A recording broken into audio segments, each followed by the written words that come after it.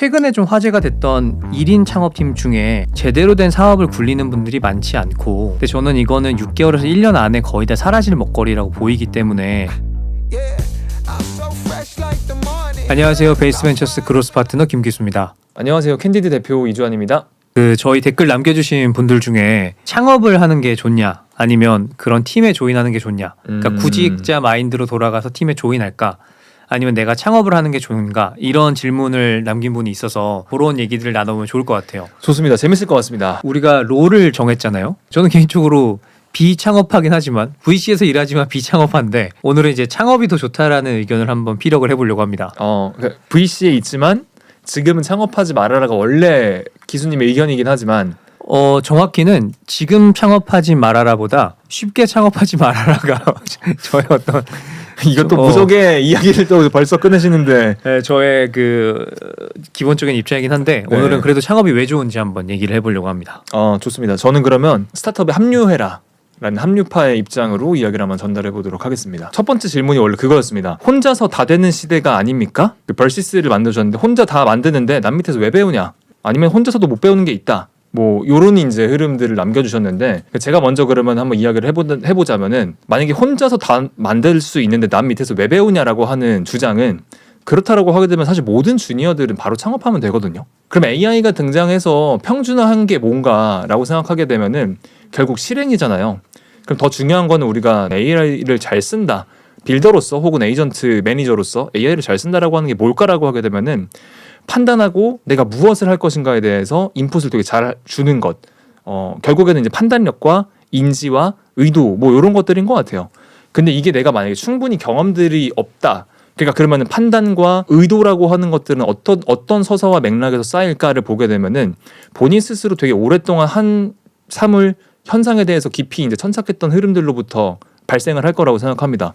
근데 이게 만약에 예를 들어 어떤 주니어 페르소나가 어려서부터 정말 뭐 컴퓨터만 생각을 했던 사람이에요. 그 사람이 뭐 딱 사회에 나와서 바로 컴퓨터와 관련된 어떤 문제를 풀고 싶다라고 하게 되면 의미가 있을 수도 있겠지만, 사실 대부분 그런 페르소나는 아마 없을 것 같긴 합니다.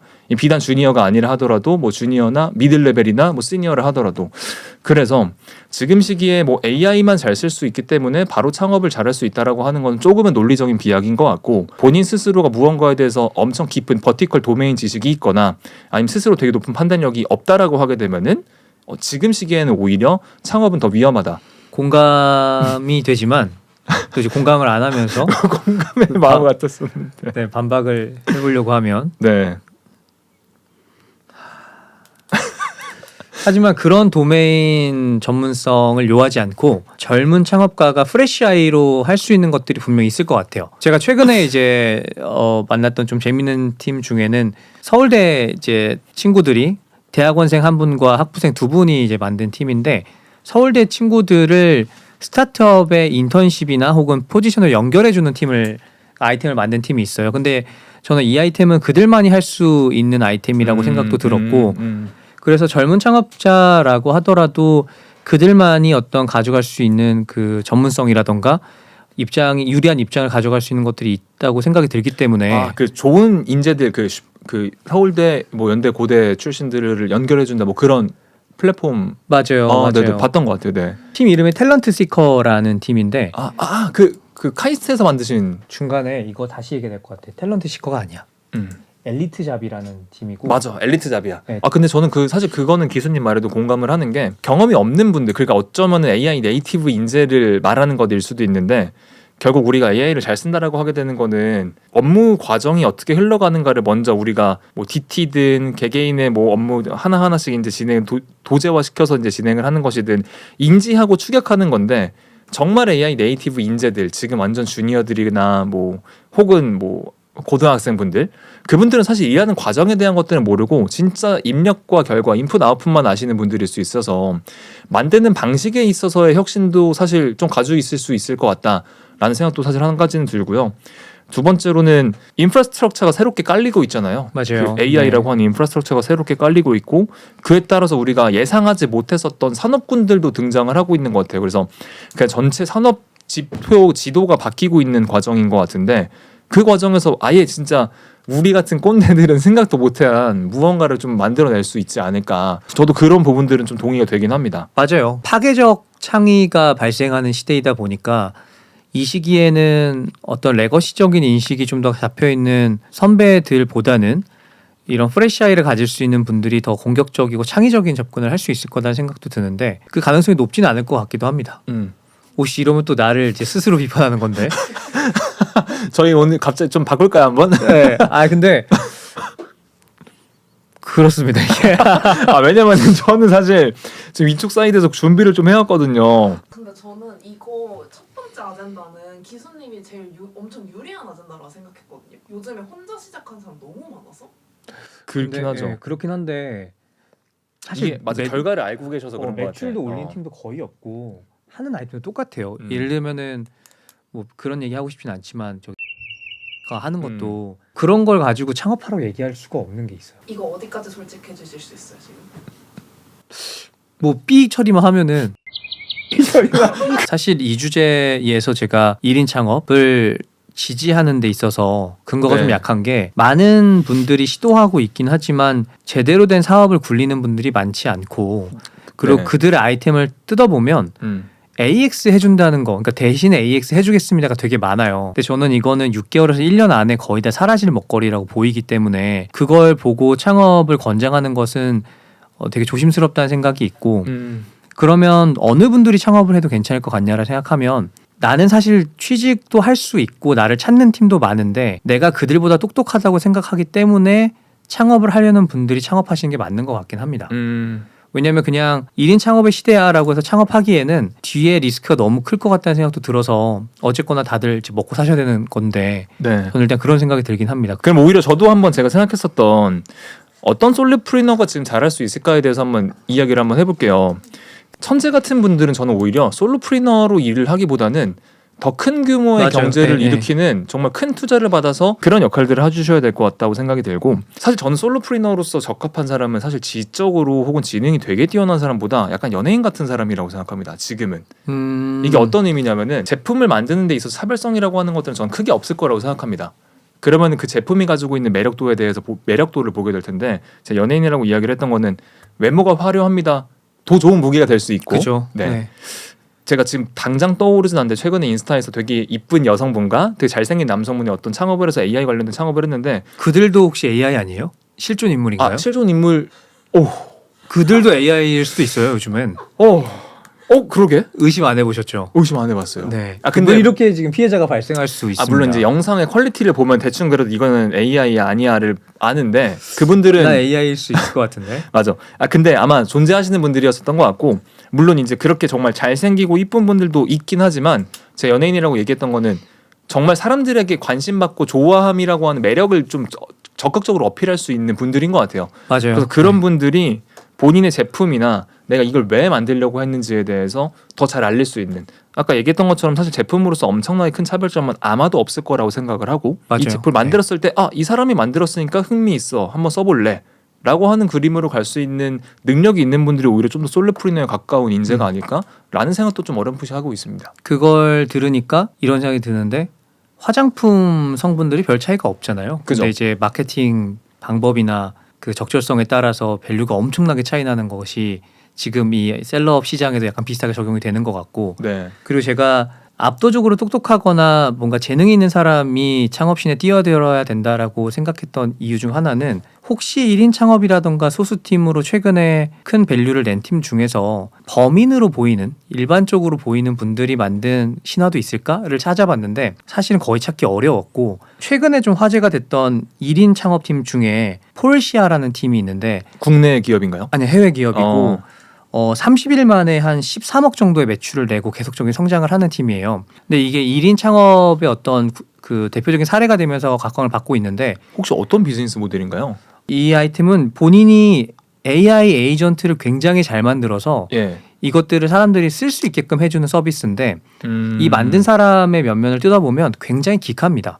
그래서 이걸 보고 1인 창업을 제안하기에는 너무 네. 일반인과는 좀 갭이 있는 사람이라고 보여지고 그리고 25년도에 한 6개월 만에 이제 매각을 하면서 한 1,300억 정도의 비용이 발생했던 베이스 44라는 팀도 있는데 이 팀 한 6명 정도가 만든 팀이거든요. 네. 근데 재밌는 거는 사실은 2명인가 1명이 거의 다 만들었고 나머지 인원들은 엑시트하기 직전에 조인을 했다고 하더라고요. 그러면 오. 거의 뭐 소수팀으로 봐야 될 것 같은데 와, 근데 그 직전에 조인하신 분들은 굉장히 운이 좋았던 야. 거죠. 근데 모르죠. 그들이 주식을 받았는지 안 받았는지 모르기 때문에 네. 그건 모르겠는데 근데 스톡 옵션 조항이 만약에 이건 제가 그냥 궁금해서 질문. 스톡 옵션 조항이 있어요. 예를 들어서 뭐 이제 2년에 4년이에요. 근데 엑시트를 하게 되면 사실 그 조항들이 이제 의미가 없게 되고 난 어쨌든 그 권리를 행사할 수 있는 기간들을 난 버티기만 원래 받는 건데 내가 그래서 난 그게 사라졌습니다. 그럼 이거 같이 판매할 수 있나요? 뭐 추가 조항으로 그게 걸려 있으면은 검토를 해볼 수 있지만 네. 보통은 안 되죠. 나는 그렇군요. 아직 권리 행사를 한 거 아니니까. 음. 근데 이 팀도 면면을 뜯어보면 범인이라고 얘기하기는 어려운 분들이기 때문에 네. 이런 사례를 보면 볼수록 꽤 창업하라는 얘기를 하긴 좀 어려운 게 있습니다. 맞아요. 저도 그리고 사실 뭐 몇 가지 사례를 봤던 것 같긴 한데 딱 그냥 저는 이제 그 프레임으로 보이거든요. 그럼 이들이 창업을 해서 되게 잘 성공했을 수 있었던 이유가 무엇인가? 시기적인 특징 플러스 천재성 이 두 가지라고 생각이 들어서 그 다음에 그런 비슷한 창업자들이 또 발생을 할 수 있는 가능성들이 높은가? 아니다. 그러니까 이제 주인이 계속해서 산업권의 주인이 또 생기고 있는 과정이다 보니까 참 힘들 것 같다는 생각들이 많이 듭니다. 사실 요즘에 1인 창업하면 바이브 코딩 플러스 미니 창업을 얘기하는 것 같거든요. 지금까지 얘기했던 뭔가 큰 시장을 이기고 막 AX 에이전트를 만들고라기보다는 진짜 조그맣게 게임 하나 만들어서 막 한 달에 100만 원 매출 내고 이런 거를 하기 위해서 막 클래스 101에서 강의 듣고 막 맞아. 이런 분들이 진짜 많은 것 같아서 그러니까 약간 이런 느낌이 드는 것 같긴 해요. 그러니까 이게 그럼 창업으로 볼 수 있느냐? 약간 부업 같은 느낌이 좀 더 예, 강한 그러니까 것 예전에도 같기도 사실 하고. 사이드 프로젝트로서 뭔가는 많이 했잖아요. 보통 이제 우리가 창업이라고 하게 되면은 내 기존에 있던 비즈니스를 안 하더라도 내가 기존에 있던 직업을 버리더라도 이걸 통해서 기존에 벌던 소득보다 더 많은 소득들을 이제 기대하는 과정이라고 생각이 드는데 그 바이브 코딩과 미니 창업을 통해서 벌게 되는 예상되는 수익들이 저도 제 주변에 되게 많거든요. 한 100만 원, 200만 원, 심지어 100만 원도 벌면은 진짜 잘 번 수치 정도인 것 같아요. 많이 계시지는 않는 것 같아요. 그래서 이게 노멀이라고 또 이야기를 할 수 있겠느냐라고 하게 되면 또 그것도 아닌 것 같긴 합니다. 똑같은 생각인 게 100만 원, 200만 원 너무 큰 수익이긴 하지만 그 정도 버는 것도 난이도가 꽤나 있고 사이드 프로젝트처럼 해서 그 시간이면은 본업에 충실하는 것이 더 낫지 않을까 싶은 생각도 사실 들기도 해요. 맞아요. 제가 그래서 한번 예시를 한번 짜봤어요. 우리가 솔로프리너로 창업을 한다고 했을 때 사실 유니콘 기업을 만들겠습니다까지는 아니라 하더라도 그래도 내가 600만 원 벌었으면 월 1000, 2000 정도는 벌고 싶어 하잖아요. 근데 이게 얼마나 어려운 건지에 대한 것들을 제가 한번 분석을 해봤어요. 월천이 얼마나 어려운지. 월 1000을 버는 게 얼마나 어려운지. 이거는 저기 세금 떼고인가요? 아니면 세금 전인가요? 그냥 세금 전입니다. 세금 전. 네, 그러니까 진짜 그냥 러프하게. 네. 레베뉴가 그러니까 발생한 게 이제 1000만 원 네. 정도. 저는 이제 가정을 이렇게 한번 해봤습니다. 진짜 혼자는 아니고 두 명이서 했습니다. 그리고 그럼 2천은 벌어야 되는 거 아니에요? 맞아요. 그리고 그래서 각자 2,000? 이제 월 1000만 원씩 벌어가려고 하게 되면은 뭐가 돼야 되는 건가? 뭐 이것도 제 전제이긴 하지만 그래서 그 제품에 대한 구독료를 대충 저렴하게 한 4,900원으로 가정을 잡아두고 마진율은 되게 많이 잡아서 50%로 한번 잡아봤습니다. 이것도 그러니까 되게 넉넉하게 잡아준 거죠. 마진율 50%면 좋은데요. 엄청난 네. 거죠. 그래서 이렇게 가정을 해보면은 어쨌든 매출은 2명이니까 월 1000씩 가져가려고 하게 되면 매출액은 4천만 원이 나와야 되고 구독료가 4,900원이면은 유료 구독자가 약 8,163명 정도가 필요합니다. 근데 우리 구독자의 4배입니다. 저희 지금 한 달 걸렸죠. 우리 구독자의 4배. 2달 걸렸나? 그 보면은 무료 체험 없이 바로 결제를 하는 모델의 웹사이트 방문자 대비 유료 전환율 아주 높은 의도의 트래픽들을 본다 하더라도 2에서 5% 정도입니다. 그럼 예를 들어 현실적으로 2%를 적용을 해봐요. 그럼 유료 구독자 8,000명이 만들어지려고 하게 되면은 누적 웹사이트 방문자가 40만 명입니다. 40만 명. 근데 진짜 문제는 그 다음인 거죠. 40만 명이 결제를 했습니다. 그럼 그 사람들은 과연 계속 쓸까요? 이게 문제죠. 네. 이게 문제죠. 그래서 만약에 이제 B2C 제품의 월간 이탈률을 평균 5% 정도만 잡아도 한 달에 한 400명이 빠져나가는 겁니다. 그러면. 그죠. 이게 진짜 너무 어려운 거죠. 근데 이걸 한국 내수 시장 물론 글로벌로 진출을 할 수 있다라고 하는 장점이 요새는 이제 글로벌 지향이긴 하지만 진짜 어렵다. 그래서 제가 계속 생각 드는 게 연예인 같은 사람이 이어야 된다. 네, 팬심을 이용해서 할 수밖에 없다. 라는 생각들이 계속 드는 거예요. 그래서 그러면 그들도 그 반복이라고 하는 것들을 이 하나의 제품을 통해서 계속해서 리텐션을 유지할 수 있을까? 전 그렇지 않다고 생각합니다. 그럼 이 사람을 팬으로 만들어가는 과정이 따로 한 가지가 있을 거고 그 사람들이 이 사람들한테 나 이거 말고 다른 것들 필요한데라고 하는 아마 접수 창구가 있을 것 같아요. 상상을 해보면은 거기에 맞는 제품 만들어주는 건 일도 아니잖아요. 그런 방식으로 여러 가지 제품들이 만들어지면서 어쩌면 그 사람이 돈을 많이 벌 수 있는 이유는 한 제품에서 나오는 게 아니라 제품이 한 40개, 50개가 있는 거예요. 근데 그 제품을 쓰는 사람들은 다 똑같아. 뭐 그런 느낌이지 않을까 싶습니다. 항상 소설입니다. 근데 굉장히 합리적인 추론에 기반한 상상이라서 그렇기 때문에 뭐 나는 솔로나 이런 데 나오신 분들이 유명해지면서 공동구매 이런 거 맨날 하시려고 공부하시는 것 같고요. 네. 그리고 아까 여기서 말씀하신 매달 4만 명 정도의 방문자를 만들어야지 그 정도 매출을 낼 수 있다. 그리고 그 정도의 판단력과 직관력과 실력이 있는 분이라고 하면 회사에 가면 그거보다 많이 줄 수 있을 것 같아요. 그러니까요. 이게 그런데, 그래서 월 예. 1억 2천 정도인 거잖아요. 근데 예. 그 정도 트래픽을 회사에서 만들면은 스톡 옵션도 이빠이 주고 연봉도 한 1억 5천 2억 될 거고. 맞아요. 그리고 리스크도 내가 다 지지 않아도 되는 거고 네. 사대 보험도 되고 뭐 하세요라고 했을 때 설명할 말도 있고 회사가 잘 되면 사내 대출도 내주고 이게 문법이 아무도 모르는 상황이잖아요. 그냥 뭐 잘하는 사람 있으면 와 왜 잘했을까를 보게 되면 그 사람이 정답이라 따라갔는데 이미 시장은 차 있고. 그래서 되게 위험한 시장이라고 하는 생각들이 많이 듭니다. 그래서 지금은 좀 관망하면서 어쨌든 시장의 주인들이 계속해서 나올 거잖아요. 이제 솔로프리너들뿐만 아니라 새로운 시장이 만들어지게 되면은 뭐 다양한 기업들이 있겠죠. 그 기업에서 같이 이제 함께 동고동락하면서 진짜 큰 회사들을 만들어서 그 성공 경험들을 바탕으로 나와서 창업을 하는 게 조금 더 안정적이지 않을까. 근데 이제 아까 저희가 이야기했던 것처럼 그 사람의 지금 현재 창업을 하는 목표가 예를 들어 돈이 아닙니다. 그러니까 지금 나의 라이프 스타일을 만들어 나가고 싶어 혼자. 그 예를 들어서 혼자 제품을 만드는데 오프라인 비즈니스가 아니라고 하게 되면은 사실 한국에서 안 해도 되잖아요. 그렇죠. 그냥 뭐 저기 방콕 가서 치앙마이 가서 치앙마이 가도 되고. 왜 네. 근데 치앙마이가 그 허브가 된 거예요? 날씨가 좋아서 날씨가 휴양지 좋아서? 같으니까 정확하게 모르겠습니다. 몰랐었는데 제 대학교 친구도 몇 명이 거기서 그 솔로프리너로 일을 하고 있더라고요. 매출을 창출하고 계시나요? 그건 안 물어봤습니다. 있어서. 그리고 저는 요즘에 창업하려는 친구들 만날 때 네. 제일 많이 하는 얘기 중 하나가 예전에 이제 저 대학 다닐 때 교수님이 해줬던 얘기인데 친구 중 한 명이 박사를 해보려고 막 고민을 하고 있었어요. 전공 공부도 되게 좋아했고 근데 그때 교수님이 해주셨던 얘기가 누구누구야 너 이거를 고민할 때 고민해야 되는 게 뭐냐면 그 공부가 얼마나 지난할까에 대한 혹은 그 공부가 얼마나 어려울까에 대한 고민이 아니라 너가 공부하는 동안에 친구들은 소득을 내기 시작하고 그 소득으로 자본 투자를 하기 시작하고 부동산을 사기 시작하고 그 부동산이 돈을 벌기 시작하면은 너가 실제로 일을 하기 시작했을 때는 따라잡을 수 없는 정도의 격차가 벌어질 수도 있고 난 그걸 너무 많이 봤는데 너가 그거를 심리적으로 견뎌낼 수 있을 자신이 있으면 박사를 시작해라. 와 엄청난 그 현실을 보여주시면서 맞아요. 진짜 박사의 뜻이 없다고 하게 되면 하지 말아라 맞아요. 라는 이야기를 주셨군요. 그래서 그 친구는 하지 않았어요. 어. 그리고 현대차에 조인을 했는데 훌륭한 지내고 있는. 선택이시군요. 근데 그게 왜 창업자 분들에게도 요즘 좀 얘기를 하냐면 사실 방황하는 기간이 길 수 있잖아요. 아무리 훌륭하고 똑똑한 분들이라고 하더라도 시장에 정말 원하는 그 제품을 찾는 데 있어서는 굶주린 기간도 길어질 수 있고 그리고 또 젊음은 유한하기 때문에 그 시간을 또 이쪽에 쓰다 보면 다른 건 못하게 되는 거잖아요. 그럼 그 비슷한 시기 동안에 취직한 친구들은 소득을 높게 올리면서 그들은 또 부동산도 사고 주식도 사고 자산 시장이 거품이 켜지면서 자산이 엄청나게 벌어질 수 있는데 설령 너가 창업을 제대로 못하고 다시 취업시장에 돌아왔을 때 그 갭이 눈앞에 정말 크게 보여진다고 하더라도 창업을 하겠는가라는 질문들을 많이 하게 돼요 요즘에.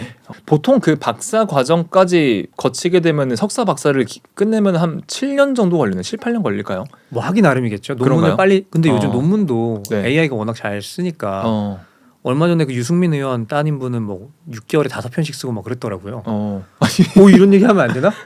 근데 그래서 그 팩트를 말씀하신 거 아니에요? 오 맞아요. 네. 그래서 논란이 됐습니다. 그게 이건 살려주십시오. 뭐 상관없습니다. 그러면 창업을 하려는 분이 있다면 내가 그 판단이 섰을 때 바로 하는 게 좋을까요? 아니면 그런 비슷한 업을 하는 팀에 일단은 조인을 해서 그 면면을 이렇게 세부적으로 살펴보고 그 다음에 창업을 하는 게 생존에 좀 더 도움이 될까요? 저는 오늘은 합류파로서 결국에는 좋은 회사 들어가서 그 경험들 한번 해보고 나오는 게 더 좋을 것 같다는 생각이 들긴 합니다. 그러니까 이제 이 좋은 회사라고 하게 되는 거는 되게 여러 가지 의미가 있겠지만 뭐 단순히 산업군만 보고 들어가는 것도 아니고 주변인 동료 그들이 하고 있던 플레이 뭐 여러 가지들을 다 종합적으로 고려해서 들어가라고 이야기를 조언을 드린 것 같은데요. 여기서 이야기를 드릴 수 있는 좋은 예시들이 몇 가지가 있을 것 같긴 해요. 기수님도 아마 많이 들어보셨겠지만 저희 페이팔 마피아라고 하는 내용들이 많죠. 그러니까 페이팔 마피아라고 하는 사람들이 누구냐라고 하게 되면은 일론 머스크도 있습니다. 모르시는 분들이 많겠지만 공동 창업자. 그가 수장이죠, 수장. 맞아요. 네. 네, 공동 창업자로서 일론 머스크도 있고 또 링크드인을 창업했었던 리드 호프만도 극초기 단계에 들어갔었던 멤버로 들어가시기도 했었고요. 그리고 이제 유튜브를 만들었던 뭐 스티브 첸, 체드 헐리, 자웨드 카림 등등도 모두 페이팔에서 일반 직원으로서 들어가셔서 업무를 했던 분들이죠. 네. 그래서 이제 뭐 토스 마피아 한국에서는 배민 마피아 이런 내용들도 많이 하는데 꽤나 많더라고요. 배민에서 경험들을 바탕으로 나가서 창업을 했다. 예를 들어서 런드리고 조성호 대표님, 배민 프레시에서 대표를 하셨던 또 우리 트립스토어의 김소원 대표님, 배달민족 공동 창업자 출신이시기도 하죠. 또 클래스 101 천세희 총괄이사님도 또 올룰로 이진복 CTO님도 배민 출신이시기도 하고요. 그래서 이제 배민 마피아도 그렇고 페이팔 마피아도 그렇고 되게 여러 가지 이점들이 있는 것 같아요. 단순히 그 회사가 성장하는 경험들을 통해서 비즈니스를 더 잘 운영을 할 수 있어 정도가 아니라 그게 기본 1번, 2번 당연하겠지만 토스 출신 분들은 VC들이 눈독 들이고 있다가 나오게 되면 투자하잖아요. 나오자마자 나는 이 회사에서 가지고 있던 경험들을 바탕으로 투자를 바로 받을 수 있다라고 하는 엄청난 이점이 있고 또 비슷하게 페이팔 예시 들게 되면은 일론 머스크, 리드 호프먼, 스티브 첸 다 내 동료입니다. 네트워크가 미쳤겠죠. 어딜 가더라도 사실 가장 쉽게 팔 수 있는 엔터프라이즈에서 최고 레벨의 엔터프라이즈를 다 만날 수 있겠죠. 배달의 민족도 아마 마찬가지였을 것 같아요. 뭐 조성호 대표님도 마찬가지로 김봉진 의장님과 연결이 있어서 아마 비즈니스를 하는데 분명 큰 도움을 받으셨을 수 있을 것 같고 그래서 이게 중요한 건 그런 거죠. 그러면은 이미 다 큰 말에 들어가는 게 좋냐? 당연히 그렇진 않습니다. 그 정말 좋은 말일 것 같은 곳을 눈여겨보고 잘 분석해서 초기 단계에 들어가는 게 아마 핵심이지 않을까 싶긴 합니다. 네. 너무 공감하는 얘기고 하나 더 하고 싶은 건 저는 그런 팀에 조인해서 경험한 뒤에 창업하는 게 좋겠다고 생각하는 가장 큰 이유 하나는 무엇이 일을 잘하는 수준인가에 대한 뷰를 갖출 수 있는 게 좋은 포인트인 것 같아요. 무슨 말이냐 하면 저희가 투자한 팀들 중에서 이제 대표님들 얘기를 하다 보면 그런 사회생활이나 그런 팀들에 이때 나오신 분들은 기본적으로 만족을 하는 수준 자체가 되게 높은 것 같아요. 이를테면 토스 출신이라고 하면 토스에서 그 미칠 듯한 완벽함에 집착하는 게 너무 심하기 때문에 거기서 일을 하셨던 분들은 자연스럽게 본인이 일을 잘한다는 수준에 대한 기대치가 굉장히 높아지고 이걸 보고 계속 팀을 운영하고 본인을 스스로 채찍질을 하다 보니까 수준이 점점 올라가는 걸 좀 느끼는 거에 하나가 있었던 것 같고요. 두 번째로는 인재를 검증하는 바인데 사실 좋은 사람들과 지속적인 교류와 시간과 일을 같이 해보지 않는다고 하면은 어떤 사람이 일을 잘하는 사람인지에 대한 감을 잡는 데 너무 오래 걸려요. 근데 훌륭한 팀, 예를 들면 아까 배민이라던가 뭐 페이팔도 그렇고 토스도 그렇고 그런 팀에서 수준 높은 팀원들 동료가 누구인지에 대한 경험이 쌓이면 내가 우리 팀원들 뽑을 때 그 기준이 좀 자연스럽게 세팅이 됩니다. 이게 없는 분들과 일하면서 채용을 같이 해보면 이걸 설명하는데 너무너무 오래 걸려요. 저 말할 거 예시 하나 있어요. 요새 이제 회사 내부에서 일을 잘하시는 분들이라고 하게 되면은 되게 잘하고 있는 사람들은 본인들이 창업을 해야겠다는 생각들을 많이 하는 것 같아요. 뭐 이런 두 명의 페르소나가 있었습니다. 제가 실제로 다 만났던 분들이고요. 근데 이 두 분이 되게 재밌는 게 뭔지 아세요? 회사에다가 창업한다고 이야기를 했어요. 그러니 그 회사는 내가 너한테 돈을 줄 테니까 너 여기 앉아서 네 창업해. 회사를 다니면서 듀얼 롤로 일을 하고 있어요. 그래서 그래서 되게 재밌었던 게 제가 어떤 데모데이에서 그분이 발표를 했던 아이템이 너무 재밌어가지고 가서 인사를 했죠. 안녕하십니까. 저는 캔디 누구입니다. 채용 컨설팅 하고 있는데 혹시 어디 이런 회사를 운영하고 계시군요. 어디 계세요라고 하니까 모 회사에서 일을 하고 있대요. 근데 거기는 거기서 다니고 계시다고요? 그랬더니 거기서 뭐 좀 이제 업무를 봐주고 있긴 한데 거기 자리도 주고 돈도 지원을 해줘가지고 거기서 업무를 하고 있습니다. 그래서 그게 무슨 얘기예요? 들어보니 이 사람이 가지고 있는 기술이나 능력들이 너무 좋아서 그 롤을 바꿔버려가지고 너 그냥 파트타임처럼 남는 시간에 우리 도와주고 너 거 창업해. 심지어 돈도 투자해줄게 우리가 직접. 그걸 연봉 개념으로 그냥 치환해가지고 주는 거예요. 그래서 그 다른 분에 대한 케이스는 뭐였었냐면은 이것도 삐처리해주세요. 다니시는 분입니다. 님이라고 계세요. 저랑 친한 분이에요. 그분이 이제 나와가지고 주한님 저희 창업을 해야 되겠습니다라고 이야기를 하는 거예요. 요 케이스가 생각이 나서 회사가 되게 붙잡으셨대요 본인을. 그러면 선생님 어쨌든 뭐 100% 확신이 없고 지금 당신이 잘하는 건 아는데 나는 위험한 시기라고도 본다. 근데 그분은 어쨌든 돈을 벌어야 되는 상황이긴 해요. 그러면 회사에다가 한번 이야기를 해보시는 거 어떠냐. 그 사람 무조건 회사에 잡으려고 하고 어느 정도 이제 잉여자본이라는 게 있으면은 내가 남으면서 그냥 나한테 투자를 하셔라. 그래서 내가 어떤 의미 있는 내용들을 만들어서 다시 판매를 하거나 대기업에서 스피노프처럼 나와가지고 하는 회사 형식처럼 이야기를 한번 해보시면 어떨까요를 제안을 드렸더니 다음날 갑자기 연락이 왔어요. 주한님, 내가 얘기하기 전에 회사 대표가 나한테 먼저 그걸 제안을 했어요. 너무 신기해요. 라고 하는 거예요. 그렇죠. 네, 회사 입장에서는 어떻게든 붙들어 주려고 하고. 맞아요. 그래서 이런 케이스도 있어서 좀 재밌게 봤습니다. 그래서 실제로 셀링하는 방법 중에 우리 팀에서 2년 정도 경험하시고 창업하시라 우리 지원해줄 수 있다 이런 얘기로 그 애초에 셀링하시는 이제 창업자분들을 꽤나 많이 뵀고요. 그래요? 네. 우리가 직접 너 투자를 해줄게 그냥. 뭐 만약에 자본이 형성이 되면 우리가 시드 투자도 해줄 수 있으니까 일단 네. 한 2년 정도 같이 해보자라는 셀링을 하시는 분들을 꽤나 많이 봤었고 특히 어떤 포지션 채용할 때 많이 그랬냐면 PO 채용할 때 왜냐하면 PO분들이 생각하는 그 멘탈 모델을 생각해 보면 내가 어떤 제품의 오너로서 프로덕트 오너라는 말이 이제 제품의 주인이란 말이잖아요. 성공 경험을 만들어 보면 자연스럽게 그 다음으로 들 수 있는 생각은 이걸 내가 이 회사가 아니라 내 이름 주도로 만들 수 있지 않을까 싶은 생각이 들게 되고 그래서 제가 주변에 좀 이렇게 교류하고 있는 나름 잘하신다는 PO분들 보면은 옵션 중 하나로 무조건 창업을 들고 있어요. 다만 그 아이템이 아직 확정이 안 됐을 뿐인 경우들이 굉장히 많기 때문에 하지만 팀들은 또 그런 분들 채용을 하고 싶잖아요.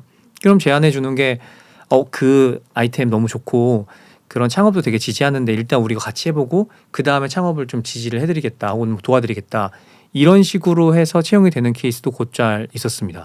실제로 그런 내용들을 벌써 또 이야기를 하고 계시군요. 사실 요즘에 모두의 창업도 그렇고 정부에서 의도적으로 창업을 밀어주잖아요. 뭐 모두의 창업 같은 경우에는 개인정보 유출이 있어서 모두의 개인정보라는 말도 돌긴 하지만 지금 되게 안타까웠던 게 사실 이게 그 아이디어가 다 나갔잖아요. 맞아요. 네. 근데 그거 아세요? 이 아이디어 데이터 유출이 이거 누가 해킹한지 아세요? 주한님이에요? 그런 능력이 있는 사람이었으면은 네 어쩌면 제가 화이트 해커로 이제 이름을 날리고 있었지 않았을까 생각이 드는데 이 모두의 창업에 도움을 주는 어떤 AI 기업이 해킹을 했다고 하더라고요. 왜요? 모르겠습니다. 아마 뭐 개인정보나 이런 것들을 뭐 어떻게 활용할 수 있지 않을까라는 생각이었을지 모르겠는데 그런 뉴스 기사를 봤던 것 같아요. 만약에 그 팀이 그 어그로를 바탕으로 우리 실력 봤지? 우리 창업한다? 너네 펀딩 해줄 거야? 라고 하면은 어때요? 투자하십니까? 베이스는 약간 미친놈을 좋아하기 때문에 네. 야 미친놈이다 하면서 할 것 같아요. 모르겠네요. 아무튼 그런데 네. 어쨌건 정부가 창업 모두의 창업이라는 이름까지 걸 정도로 네. 창업에 접점이 있거나 생각이 있는 분들은 시도하라라는 적극적인 이제 제스처를 취하고 있잖아요. 근데 저는 이게 반대로 우리가 앞서 얘기한 것처럼 기본적으로 창업의 허들이 굉장히 높기 때문이라고 생각이 들긴 해요. 아까 얘기한 것처럼 실패했을 때 따라야 되는 어떤 코스트라던가 버려진 기회비용이 워낙 크다 보니까 그걸 이제 정부가 어느 정도 그 서포팅을 해줄 테니까 한번 창업을 해봐라 이런 접근인 것 같고 그렇다면 이런 시대야말로 진짜 창업을 해봐야 되는 것이 아닌가 이런 생각도 좀 들기도 합니다. 저는 개인적으로 좋은 시도였다고 생각합니다. 이 시대가 바뀌게 되면서 저는 결론적으로는 더 많은 사람들이 창업을 할 수밖에 없는 시기가 된다라고 생각해요. 어쨌든 TO 일자리가 줄어드는데 사람들이 줄어드는 수는 그보다 늦을 거잖아요. 그러면 누군가는 분명히 나와서 창업을 해야 되는데 어쩌면 국가가 제도적인 내용들을 바탕으로 발판을 마련해주는 되게 의도 좋은 내용들이었었다. 모두의 창업을 1기였죠. 2기, 3기도 아마 하시겠죠. 이 내용을 바탕으로 그 다음에 훨씬 더 부족했던 내용들을 발전시켜 나가면서 조금 더 그 제도적인 부분들을 구축을 해나가면 더 좋을 것 같다. 저는 그래서 여기서 뭐 얼마나 훌륭한 사람들이 창업자로 성공을 하는 것들을 보여주느냐 보다는 그냥 되게 발빠르게 이 시기가 원하는 이 시대가 원하는 이 창업이라고 하는 키워드들을 국가가 직접 진행을 함으로 인해서 글로벌에서 보여줬던 위상도 분명히 있을 거라고 저는 생각을 합니다. 그래서 저는 사실 전반적으로 좋습니다. 그 우리 보면은 어머니 아버지가 사업하는 집안 아이들 보면 그 아이도 보통 사업하게 되는 것 같거든요. 맞아요. 그러니까 저는 이거를 국가적인 측면에서 보면은 내 주변 사람들, 나와 가까운 사람들 창업을 많이 하기 시작하면 나도 그 창업에 대한 심리적 허들이 낮아지면서 어떤 아이디어가 있을 때 빠르게 용기를 가져가면서 창업을 할 수 있을 것 같아요. 그리고 그게 국가 전반의 어떤 분위기로 형성이 된다고 하면 또 하나의 경쟁력을 갖출 수 있지 않을까 그런 생각이 좀 듭니다. 근데 내가 진짜 좋은 아이템을 가지고 있는 자신 있는 사람이면 그런데 지원할까요? 뭐 지원을 해볼 수도 있을 것 같아요. 도전 뭐 용기가 진짜 말 그대로 용기가 없어가지고 이게 될까 하다가 한번 해볼까 해서 누군가가 특히 국가가 인정해줬다라고 하게 되면은 그럴 수 있을 것 같은데 이 말씀 드린 이유는 이번에 아이디어가 유출된 그 이슈도 있었지만 네. 한국의 고질병 중에 하나가 중소기업, 스타트업들이 굉장히 경쟁력 있는 기술 개발과 제품 개발을 하면 더 덩치 큰 회사가 베낍니다. 베끼고 그냥 그대로 자본력으로 밀고 들어와서 이 아이템을 뭉개버리는 경우들이 있는데 그렇죠. 저는 만약에 제가 어떤 좀 획기적인 아이디어를 가지고 있고 이걸 키울 생각과 자신감이 있는 사람이라고 하면 오히려 정부 쪽의 어떤 프로그램에 노출시키는 것을 꺼려할 수도 있을 것 같아요.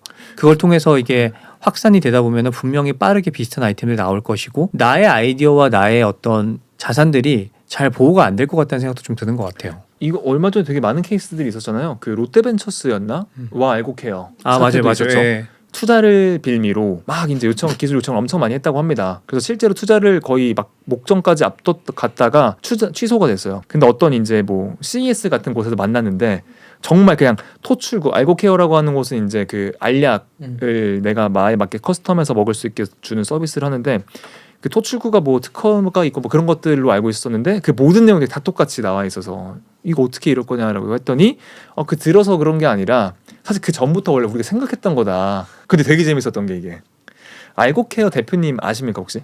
잘 모릅니다. 알고케어 대표님 제가 알기로는 서울대 법대 졸업에 김앤장 변호사시군요. 그 심지어 그 IP 전문 변호사셨을 거예요. 근데 이제 기술 탈취를 해서 새로운 제품을 롯데가 이제 만들어 간 거죠. 그리고 이게 베낀 게 명확하더라도 실제로 법적인 처벌을 받거나 혹은 법적인 보호를 받는 데까지 너무 오래 걸리기 때문에 그때 이미 이 팀이 가지고 있는 어떤 진취적인 에너지는 거의 다 떨어질 가능성이 높은 것 같아요. 그러니까 리스크가 올라가는 수밖에 없는 거죠. 사실 오늘 저희가 이 주제에 대해서 이야기를 하게 됐던 배경이 좀 있죠. 네네. 댓글에 댓글에 한 분이 이제 이런 댓글을 남겨주셨는데 지금 현재 워라벨 중소기업에 다니고 있긴 하지만 스타트업을 좀 이제 알아보려고 하는 과정에 이제 잡담 유튜브를 봤다.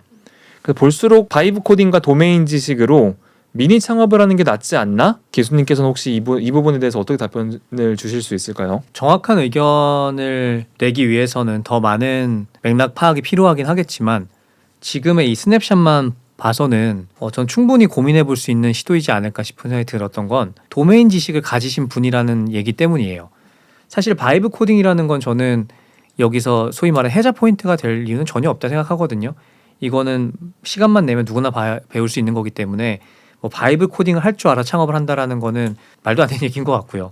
근데 이 도메인 지식을 가지고 있다라는 게 어느 정도 해자 포인트가 될 수 있을 것 같고 하지만 진짜 결정을 하려면 내가 갖고 있는 이 도메인 지식이라는 게 이 업계에 발 담그고 있는 사람은 누구나 다 아는 얘기인 건지 아니면 그 중에서 내가 특별히 더 많은 어떤 이 문법과 단어와 이런 것들을 많이 알고 있는지에 따라서 좀 달라질 것 같습니다. 저는 긍정적인데 나의 이 도메인 지식이 어느 정도의 깊이인지 한 번 더 확인해 보면 좋겠다 정도인 것 같습니다. 그러면 그 도메인 지식을 내가 깊게 알고 있다라고 하는 거는 좀 본인이 본능적으로 알고 있겠죠. 내가 뭐 적당히 알고 있다 아니면 내가 남들보다 더 잘 알고 있다 이런 것들을 판단할 수 있는 기준들이 있을까요? 네, 있는데 도메인 이것도 지식이라는 표현보다 좀 이런 것 같아요. 상대적으로 이 일을 하는 사람들의 지적 능력이 높지 않은 산업군들이 있는 것 같아요. 너무 죄송한 얘기지만 근데 내가 그 안에서 나름 똑똑하다라는 거를 인지하는 순간들이 있을 수 있거든요. 저는 그게 창업 모먼트라고 생각을 하긴 합니다. 제 순간이 떠올랐습니다. 네. 제가 창업했던 순간이 떠올랐습니다. 네, 그래서 제가 지난 그 촬영 때 본인이 이 신에서 똑똑하다라는 인식이 없으면 창업할 수 없다라는 얘기를 했을 때 그 아니다라고 얘기하시긴 했지만 그럴 수 없어요. 주한님도 그 생각 때문에 창업하셨을 거예요. 근데 진짜로 이 도메인 지식을 내가 얼마나 알고 있느냐를 정량적으로 판단하기는 어렵고 그냥 내가 이 씬에서 나랑 같이 협업하는 사람을 쭉 봤을 때 내가 제일 똑똑한 것 같거나 쟤들은 볼 수 없는 무언가를 내가 보고 있다라고 하면은 여기에 그 바이브 코딩이라든가 기술자가 붙었을 때 무언가 해자를 만들 확률이 상당히 높다고 저는 생각합니다. 저도 사실 공감합니다. 근데 이분은 꼭 창업하셔야 됩니다. 왜냐면은 전 다른 포인트를 봤어요. 제가 책임질 수 있습니까? 꼭 창업하셔야 된다는 얘기를 들어보고 판단해 주세요. 다음 줄이 핵심입니다. 네. 헬스를 하다 문득 적다 보니 아니 헬스를 하다가 지금 유튜브 잡담을 본다고 하는 거는 스타트업과 창업에 대해서 이미 지금 여러 가지 생각들이 되게 깊은 거예요. 그 본인 취미 생활을 하면서도 지금 이 내용들 이 영상을 보고 저는 사실 운동하면서 블랙 컴뱃 이런 거 보거든요. 머리를 비울 수 있는 거? 와, 근데 사실 우리가 막 말하는 지적 레벨이 되게 높진 않지만 좀 어쩌면 피곤할 수도 있는 이 내용들을 헬스를 하면서 보고 계시다. 아, 이분은 상당히 준비가 된 분이시다. 아주 그리고 미래가 유망하실 것 같습니다. 제 이분 투자하실 건가요, 혹시 그러면? 그리고 이게 지금 이 글이 올라왔던 시간이 네. 퇴근 후 시간이었던 걸로 기억해요. 저녁 시간이었고. 네. 그러니까 이분은 열심히 일을 하면서도 밤에 또 운동까지 하시는 분이기 때문에 기본 저희가 자질을 그때 그 얘기했잖아요. 스타트업에 입사하셔야 되는 분들 중 하나가 체력이 좋아야 된다. 네, 그런 것들을 준비된 좀 인재이시네요. 갖추신 분이라 생각이 듭니다. 네, 훌륭하십니다. 이분 그 베이스 벤처스 김기수님에게 한번 연락 주시면은 네, 연락을 주시면 아이템을 같이 한번 한번 검토해 주실 수 얘기를 있도록. 나눠보도록 하겠습니다. 근데 만약에 이직을 하고 싶으시면 저한테 연락 주세요. 그럼 캔디드에 연락을 주시고 오늘 영상이 즐거우셨다면 구독과 좋아요 그리고 저희 채널에서 혹시 보고 싶은 게스트가 있으면은 댓글로 달아주세요. 저희가 한번 섭외를 해보도록 하겠습니다.